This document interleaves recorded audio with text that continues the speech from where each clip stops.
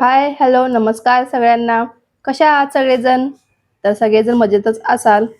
तर तुमच्या सगळ्यांचं अगदी मनापासून माझ्या एका नवीन YouTube व्हिडिओमध्ये स्वागत आहे. तर इथं सकाळी-सकाळी मस्त अशी अंघोळ केली होती आणि आज मी केस वगैरे पण धुतले होते. रात्री मी केसाला तेल लावलेलं होतं, त्याच्यामुळे सकाळी मग केस धुवून टाकले होते आणि त्याच्यानंतर मी किचनमध्ये आले होते. तर आज मला 2 इन 1 बनवायचं होतं. म्हणजे एकाच मसाल्यापासून मी आज आलू पराठा आणि फ्रँकी बनवणार होते. तर फ्रँकी नाश्त्यासाठी होती आणि पराठा शरूच्या टिफिनसाठी होईल अशा विचाराने दोन्ही पण गोष्टी बनवल्या. कारण खूप दिवस झालं फ्रँकी खाल्ली नव्हती म्हणून बनवायची होती. तर आधी म्हटलं देवपूजा वगैरे करून घ्यावी. तर देव मस्त असे साफ करून वगैरे घेतले होते. कारण घरात रोज जरी देवपूजा केली तर धूळ तर येतच राहते. मग सगळं क्लीन करून घेतलं आणि त्याच्यानंतर देवपूजा वगैरे करून घेतली आणि नंतर नैवेद्याला अजून काही बनवलं नव्हतं गोड म्हणून साखरेचाच नैवेद्य दाखवलेला होता. आणि त्याच्यानंतर परत आपली ड्युटी किचनमध्येच. मग किचनमध्ये आले तर इथं बटाटे वगैरे बॉईल करून घेतले होते आणि स्मॅश वगैरे केले होते. त्याच्यानंतर ह्याच्यामध्ये फ्रँकी मसाला वगैरे घातलेला होता.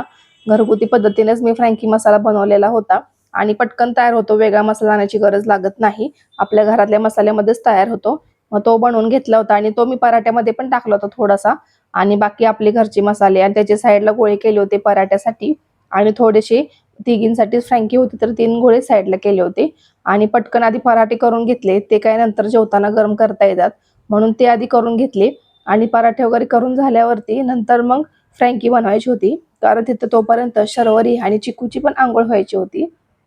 मग त्यांची अंघोळ, कपडे वगैरे होईपर्यंत म्हणलं आपण इकडे सगळ्या गोष्टी करून घेऊया आणि बाकीची सगळी कामे उरकली होती. फक्त हेच करायचं होतं आणि शर्वरीच्या पप्पाला पण टिफिनसाठी आज भाकरीच दिली होती. त्यांना शक्यतो भाकरीच खायला लागते. चपाती वगैरे जास्त खाल्ली तर त्यांना ॲसिडिटी होते. मग त्याच्यामुळे ते जास्त करून दोन्ही टाईमला जरी भाकरी दिली तरी सुद्धा ते खायला तयार असतात. पण आम्हालाच चपातीची खूप वेळ आहे. कोणती भाजी असली तर चपातीचं ध्यान होतं आणि शरू आणि चिकूला पण चपातीचंच वेळ आहे.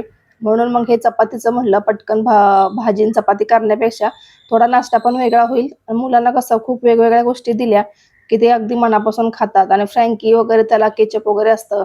त्याच्यामुळे ते टेस्ट पण खूप छान लागते आणि त्याच्यामुळे शर्वरीला पण आवडतं आणि बाहेर खायला गेलं तर थोडी महाग पण पडते आणि घरात कसं आपल्या हेल्दी गव्हाच्या पिठाचे बनवले की छान लागते. बाहेर मैद्याच्या पिठाचे मिळतात. त्याच्यामुळे म्हटलं घरातल्याच पिठापासून बनवायचे म्हणून आधी पराठे वगैरे करून घेतले आणि त्याच्यानंतर फ्रँकीसाठी पण जे गोळे करून ठेवले होते साईडला त्याच्या पण चपात्या वगैरे करून घ्यायच्या होत्या. म्हणजे त्याच्यामध्ये आपण फ्रँकी मसाला भरून आणि त्याच्यासाठी थोडा कांदा, कोबी तो पण चिरून घ्यायचा होता. बाकीच्या दुसऱ्या कोणत्याही भाज्या घातल्या नाहीत कारण मुलांना कसं जास्त आवडत नाही. तर कोबी पहिल्यांदा मी थोडासा किसून घेत होते पण ते खूपच बारीक व्हायला लागलं. मग नंतर सुरीने कट करून घेतले होते तर छान झाले होते. कसं मुलांना बारीक दिलं तर ते पटकन खातात आणि मोठे-मोठे तुकडे असेल तर त्यांना खाता येत नाही. म्हणून मग आधी इथं चपात्या साईडला काढून घेतल्या होत्या आणि नंतर फ्रँकीसाठी जे बटाट्याचे गोळे साईडला ठेवलेले होते ते आधी तव्यावरती थोडंसं तेल टाकून परतून घेतले होते.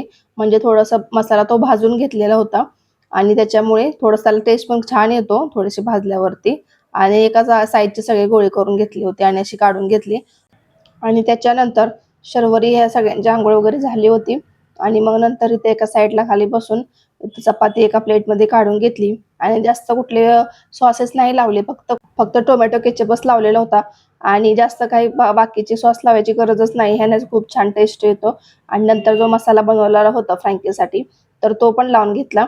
आपण मध्ये पण ठेवू शकतो किंवा त्याला असं सगळीकडे स्प्रेड पण करू शकतो आणि त्याच्यानंतर असा कोबी चिरला होता तो पण टाकून घेतला आणि थोडासा कांदा लांबट चिरला होता आणि तो टाकला होता आणि बाकी काही नाही. परत नंतर पटकन रोल करून घ्यायचा आणि असं मधून कट केला कारण माझ्याकडे रॅप पेपर पण नव्हते म्हणून मग असे मधूनच कट करून घेतले म्हणजे मुलांना सहजपणे खाता येतील आणि वरतून थोडंसं केचप टाकून दिला होता. त्याच्यामुळे त्याला टेस्ट अजूनच छान येत होता. मग इथं आम्ही तिघींनी पण फ्रँकी खाऊन घेतली होती आणि त्याच्यानंतर शरूचा टिफिन पण पॅक करायचा होता. मग टिफिनला पण तिला सिंपलच एक पराठा दिला होता आणि तिला तेव्हा पण केचपच खायचं होतं. तिला दही किंवा लोणचं टिफिनला नव्हतं खायचं. मग म्हणून म्हटलं केचपच द्यावं. मग ते एका साईडला केचप थोडं टिफिनमध्ये दिलं होतं आणि एकच पराठा. मुलांचं माहिती आहे ना जास्त खात नाहीत आणि घरातून म्हणून थोडा नाश्ता करून मी पाठवत राहते तिला. का तर टिफिनमध्ये कसं जास्त नाही खाल्लं तरी मग चालते.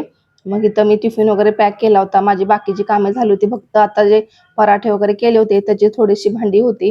ते विचार केला स्कूलवरून शरूला सोडून आल्यानंतर ते घासून ठेवावी. कपडे वगैरे तर झाली होती आणि इथं चिकू आणि शरू थोडंसं उरकून टीव्ही पाहत बसलेल्या होत्या. आणि त्याच्यानंतर आम्ही शरूला स्कूलला सोडायला गेलो होतो आणि येताना पुन्हा चालत येताना इथं गार्डनमध्ये चिकूला दिसतं रोज गार्डन, तर तिला खेळायचं आहे. मग तिला थोडंसं 5-10 मिनिटं खेळायला दिलं होतं. तिच्या फ्रेंडसोबत ती खेळत होती आणि तिला असं वेगवेगळे स्टंट करायला खूप आवडतं. लहान मुलांच्यात कुठून एवढी एनर्जी ती काय माहिती, की त्यांना खेळ म्हटलं की तो कसा पण खेळत राहतात. त्यांना लागेल, पडेल याची अजिबात भीती नसते. तसेच चिकूचं पण आहे. अजिबात घाबरत नाही. कुठून पडेल, आपल्याला कुठे लागेल आणि जरी समजा ती पडली, तरी सुद्धा ती अशी रडत वगैरे बसत नाही.